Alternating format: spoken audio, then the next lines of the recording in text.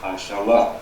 Kita lanjut ke penanya berikutnya. Kami persilakan Ibu Noviar dari Padang. Boleh dibuka mic-nya.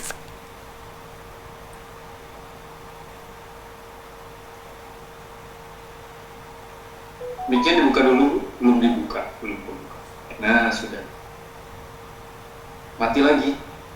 Sekali saja ngeklik. Nah, sudah. Silakan Ibu. Oke, terima kasih Ustaz. Assalamualaikum warahmatullahi wabarakatuh. Ustaz Muhammad. Saya mendapat pertanyaan dari anak saya, Pak Ustaz. Udah kata Ustaz, kalau orang udah pergi haji, pergi umroh, itu janji Allah itu pasti dibalas.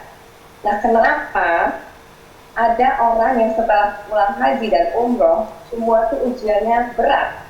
Pulang haji semuanya berat. Misalnya kayak pekerjaannya yang tadinya seorang pekerja profesional terus tiba-tiba nggak punya klien, nggak ada yang datang, sedikit misalnya. Biasanya dalam sebulan itu ada 30 atau berapa, sekarang malah nggak datang, malah dalam setahun itu kan ada 3 atau 4. Nah, pertanyaan anak saya begitu kepada saya. Bagaimana saya harus menjelaskan kepada anak saya yang menghadapi posisi seperti itu, Pak Ustaz? Itu mungkin yang bisa saya sampaikan, Ustaz. Terima kasih sebelumnya. Assalamualaikum warahmatullahi wabarakatuh. Waalaikumsalam.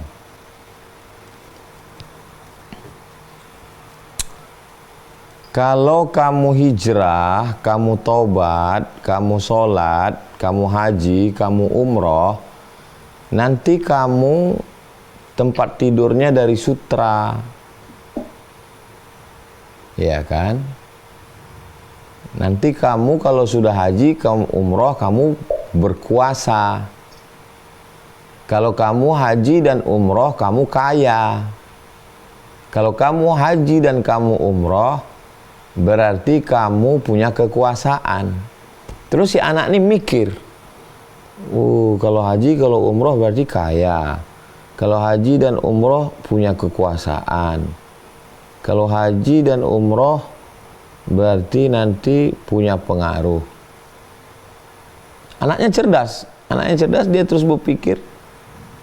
Dipakainya standar itu, pola itu, dia terapkan pada kisah nabi-nabi. Nabi Muhammad sholat,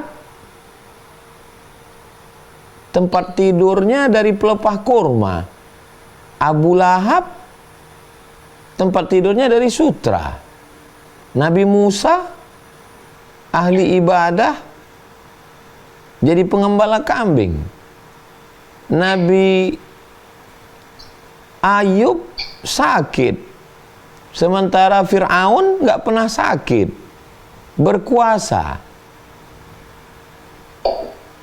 Jadi anak-anak yang cerdas ini bisa jadi ateis gara-gara motivator agama.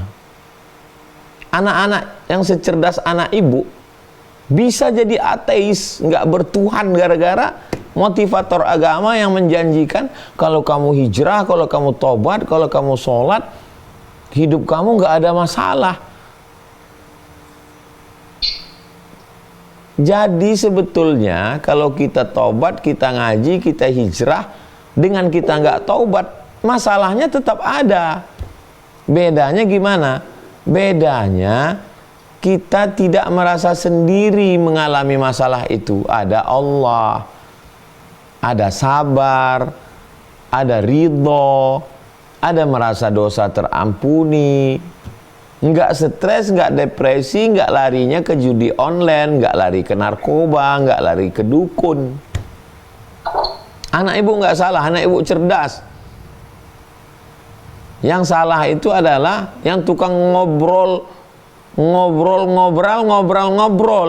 tanpa ilmu. Yang benar adalah kalau kamu haji, kamu umroh, kamu ingat mati karena kamu sudah pakai ihram, kamu sudah pakai pakaian mayat, kamu nggak sombong. Nah setelah kamu pulang dari sana, kamu orangnya menjadi lebih baik. Dan ketika kamu nanti menghadapi ujian rezeki, ujian jodoh, ujian kesehatan, kamu lebih tegar. Bukan berarti setelah kamu pulang nanti bisnis kamu lancar, kamu nggak akan sakit, kamu akan menang, kamu akan kenyang, kamu akan tenang. Ternyata setelah pulang nggak terjadi. Bisa murtad orang pulang umroh. Pentingnya ngaji dengan orang berilmu, ngambil dari Quran, dari hadis Nabi, dari pemahaman ulama, supaya kita tidak mengobrol janji, supaya kita tidak menjadi sebab orang menjauhi agama. Enggak semua orang ngaji ini bodoh, yang bisa dibodoh-bodohi dengan agama. Iya, enggak salah juga kalau orang komunis itu salah. Tapi kalau orang komunis mengatakan agama itu jadi opium. Kenapa? Karena orang menjadikan agama ini pelarian. Orang yang malas larinya ke agama. Orang yang memang nyari kambing hitam, nggak mau menyalahkan diri, akhirnya menyalahkan Tuhan. Itu nggak benar. Ya, kamu mesti benar. Saya tidak mengatakan saya sangat benar. Saya ngaji. Tapi yang saya sampaikan adalah apa yang saya terima dari guru-guru saya, bahwa dengan kita hijrah, dengan kita taubat, dengan kita ngaji, dengan kita sholat, kita menghadapi segala kemungkinan hidup yang datang kepada kita. Insya Allah kita tegar, kita kuat.